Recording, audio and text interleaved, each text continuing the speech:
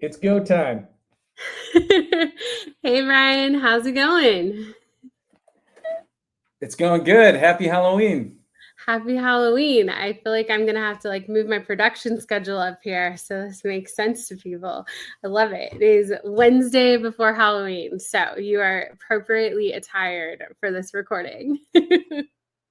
Ready to take off. I love it. Well, how are things going? I'm really excited to talk today about what's happening over at Contract Power. Well, things are going great. Thanks for asking. We have been in full development mode over at Contract Power. We just released a new product called Fleet Sense. Yeah. Its core use cases are summarization and comparison at the portfolio, project, and fleet level, and contract level. Mhm. So provides really great summaries based on thousands of metadata points. And we've done a lot of this building with Radian Generation and Amit's team.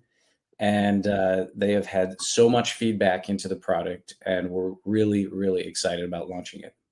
That's awesome.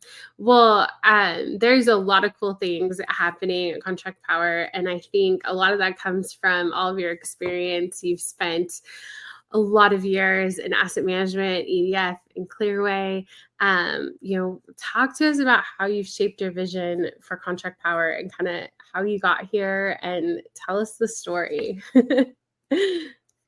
So started Contract Power right around the time when ChatGPT started to come out. And this kind of blends into the second question, but I was managing a very large project. It was 482 megawatts, and it had a 300 megawatts of BESS on it, 9 PPAs on it. And it was just completely overwhelming, not from just that one project Mhm. perspective. It was like $750 million. Yeah. But I had also 20 projects that I was managing, and I was just so overwhelmed that I said to myself, this needs to be a product. And I created Contract Power when most people hadn't seen what a chatbot was. Yeah. And when we first commercialized, I was showing people just the chatbot function. We have many other functions, but people were like, "Oh my God, what is this wizardry that you're doing?" Yeah. And now, of course, everyone's seen a chatbot and they're kind of over that phase. But yeah, I mean, it's what helped me start Contract Power was when I was in EDF, when I was in Clearway. One of the experiences that I had repeatedly was that I would get a new project as an asset manager, and there was just so much liability associated Mhm. with not knowing my obligations or my compliance items that I had to just track on a regular basis. And also just like understanding the paradigm of the project. What were the main levers that I had to pull? What were the pitfalls that I had to look out for? There was no real easy way to identify that without reading thousands of pages of contracts. And it's dangerous to have a new employee with very detailed legal documentation who's not an attorney. I'm not an attorney, but I was expected to act like one. And Yeah. so I needed a tool. And so I created Contract Power. And now wonderful companies, huge IPPs are using it. And we've had a lot of success with Radiant's help. So we're really excited about it. Yeah. That project you mentioned, I think I have some facts here. So 482 megawatts, and it had 9 PPAs, so 14,000 pages of documents. That's crazy. It's a lot. And I think that's where people really do get hung up, that there's so much to go through and so much to read, absorb, and then determine well, is this an obligation, a contract, or is this just legalese, or is this actually something I need to take action on, or is this just in the event of something happening, then this, right? There's a lot there. There is So, a lot there. And the problem is, like, as an asset manager, your main job is not to just read contracts. You're also creating budgets and managing literal fires or force majeure events or liquidated damages. And what always ended up happening is the contract reading is very important, Mhm. but it's not urgent. And so the distinction between importance versus urgency, many times I found that the quality of my work would have been sacrificed based on a Mhm. potential bankruptcy or liquidated damages situation. Yeah. And I didn't want that. But unfortunately, that was the trade off that you had to make. You have to manage the fire that's in front of you. So that's why, like the 14,000 pages, that's including the ISO documents that I was managing. Yeah. One of the challenges with that project, with this huge behemoth of Mhm. 482 megawatt solar project, was that we had to rush it through the RA process because there was problems in the substation that we were connecting to. So the conditions precedent for all 9 PPAs were in trouble. We were running behind on our deadlines. And it was just to that moment where it was like, I really need ChatGPT to just tell me what's going on in these Mhm. ISO documents, Yeah. specifically the CPUC or Yeah. the Cal ISO, Mhm.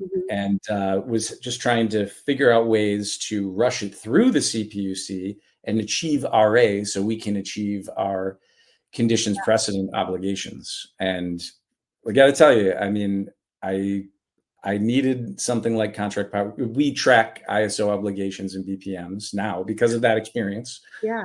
and we needed it. I needed it there, and I didn't have it, so that's why I created contract power.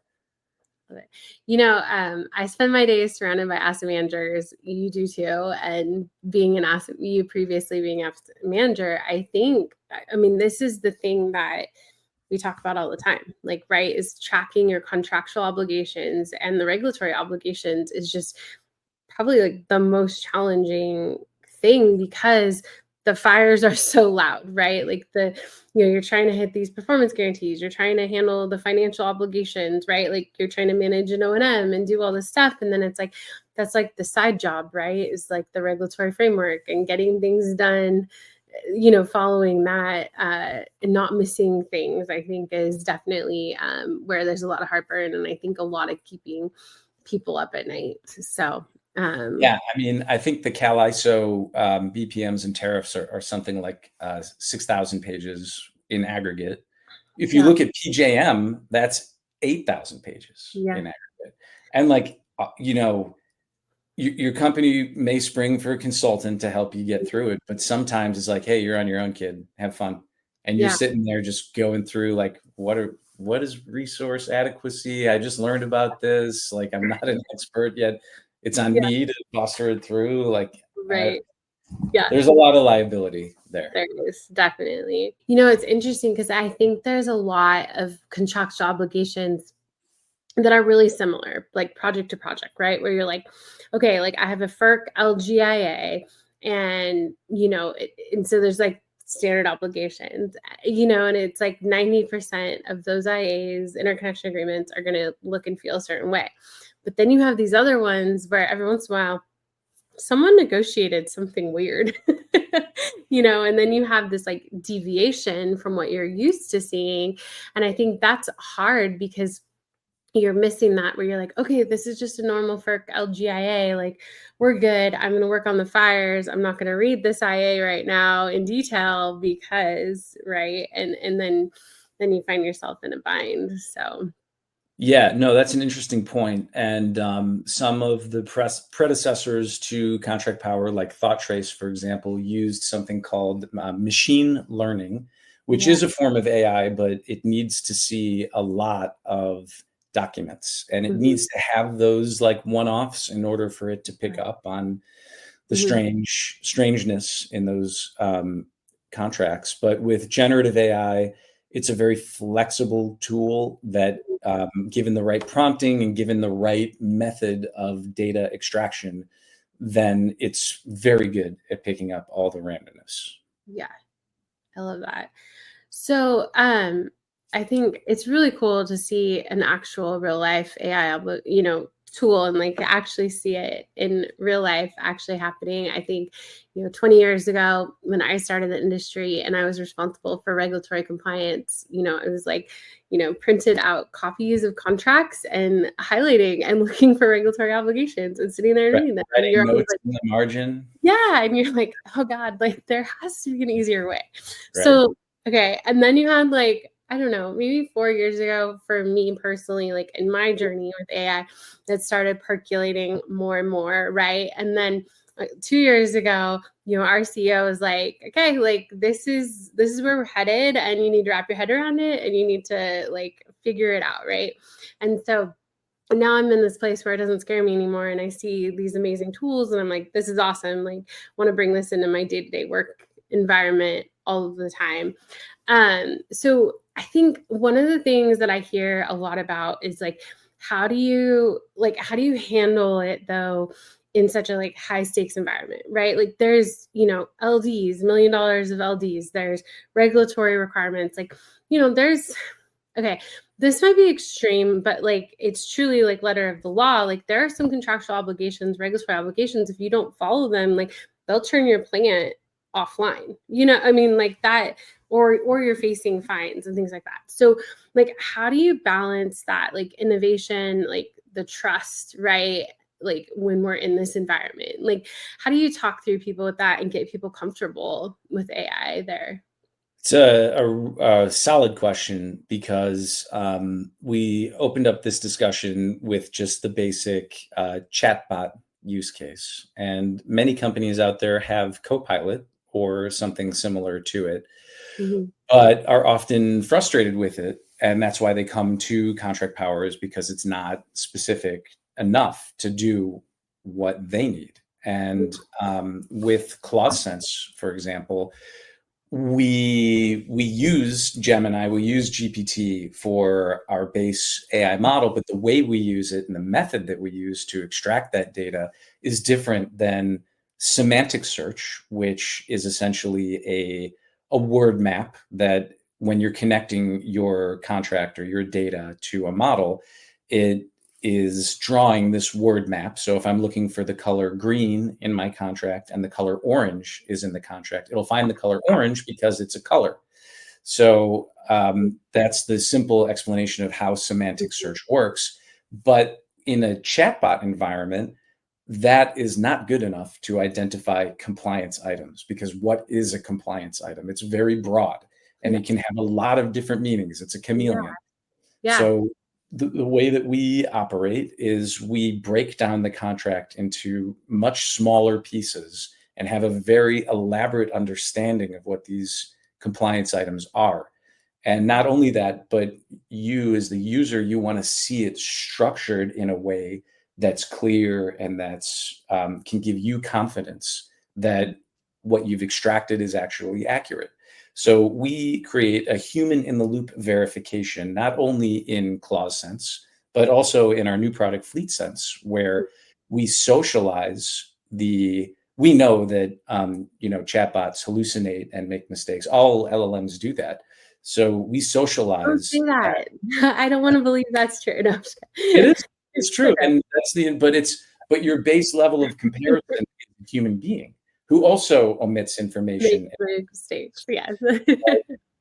Uh, in order to avoid that issue, we socialize it to your organization to validate. In Fleet Mhm. Sense, you can actually click a button and it says, this information has been validated, and it turns green. Mhm. Or Yeah. in Clause Sense, we don't send it automatically to the tracker, which is our compliance item tracker. Uh-huh. It is a human in the loop verification process where they're like, oh, this is a compliance item that I want to track. And Yeah. then they send it to the tracker.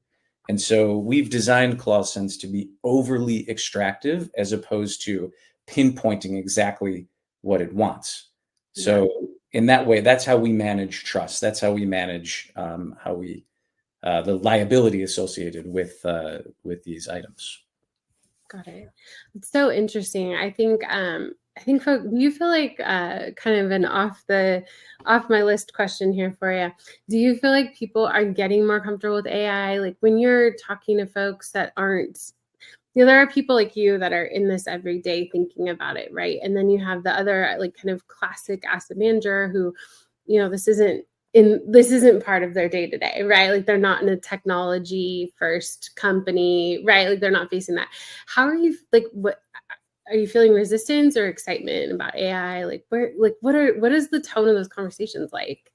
Yeah, it's a year ago, it was more hesitant than it is Yeah. now. We've been talking to a lot of companies they see the value where Mhm. recognize like the tone of set by many of the AI oligarchs, or that like we're going to take over your job. Mhm. And, you know, I don't see that happening. I mean, I see Yeah. tools that augment processes that were underrepresented in terms of workflow management. Yeah. And we're not taking anyone's job. And I think the initial reticence was that, are you like, how far are you going to go with this thing? Right. And now it's like, no, it's just another tool, just like Salesforce is another tool. Yeah. I would consider Contract Power similar to a Salesforce, but for Mhm. legal information, which essentially is just a system of record for your legal info. Yeah. So, yeah, I mean, now I see a lot of acceptance towards it. People are very excited for it. And the reticence mainly is around security and privacy of your data. Yeah. But once they see that we're not training on your data and we are SOC 2 compliant, Mhm. and we have security measures in place, and we don't share information, we don't train on your data, the companies become much more accepting of adopting a new workflow. Yeah. That's awesome. That's definitely what I feel like I'm hearing too.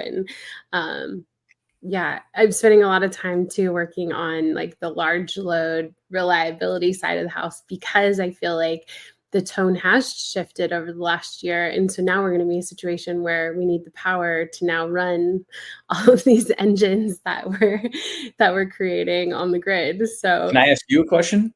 yeah, Do sure. you use AI in your NERC compliance? I do. We're still working through like how to really use it super well, I guess. So we're testing some modeling options, and we're definitely like the regulatory obligations and things like that. Yeah. Um, yeah, and that's a big push for us in 26, right? Is to figure out how to do it even better. So yeah. Maybe there's a collab opportunity for us. Yeah, no, definitely. I think so. And we've been standardizing in the Radian Lens platform too, which has been really cool for our team also because it's the same, it's the same, NERC is the same as asset management, right? Where it's like you have all these obligations and you've got to track them, and then there's requirements, right? And there's like you got to go check, for every requirement, you got to go check 5 boxes, right? Like it's this like huge body of work. You have 14,000 pages of documents for that one project. We have 14,000 pages of requirements to follow, like conceptually the same. So yeah, I know I'm really excited about next year and looking at the tools and figuring that out even better. So Great. yeah, and NERC just published some